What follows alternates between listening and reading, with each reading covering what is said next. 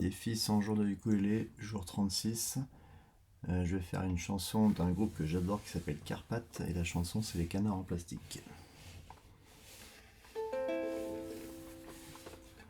Plus rien ne bouge, tous les curieux retiennent leur respiration. Silence de mort autour du stand, c'est Jackie qui tape le carton. Il cligne un œil, presse la détente et il explose tous les ballons. Avec son chapeau c'est Santiago, au Luna Park c'est l'attraction. Il les entend ceux qui rigolent mais il fait même plus attention. Il gagne un canard en plastique sous des bravos de compassion. Et puis il rentre à la maison offrir le trophée à sa mère qui est si fière de son fiston. Le portrait craché de son père. Parce que papa aimait les bêtes, il avait même ramené d'un dos un joli couple de Bengalis, ils sont derrière sur la photo. Jacques il aurait bien voulu, lui aussi entrer dans l'armée, courir le monde, voir du pays, faire des cartons pour le vrai. Mais il n'entend rien d'une oreille, alors il s'occupe de maman. Il lui ramène des peluches, des girafes, des éléphants. Dans le salon il y a une télé, des cendriers en céramique, une montagne de peluches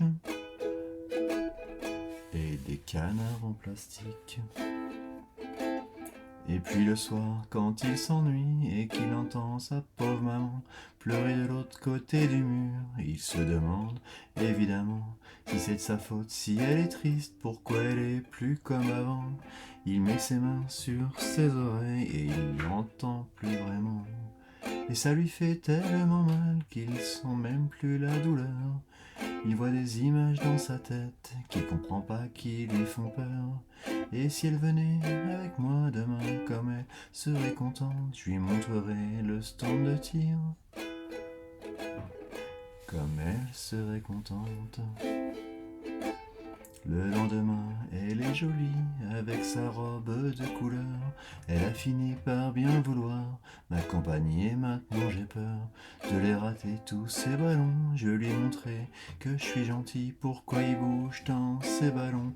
C'est pas normal, et puis ce bruit que d'habitude j'entendais pas, y a des milliers de gens autour.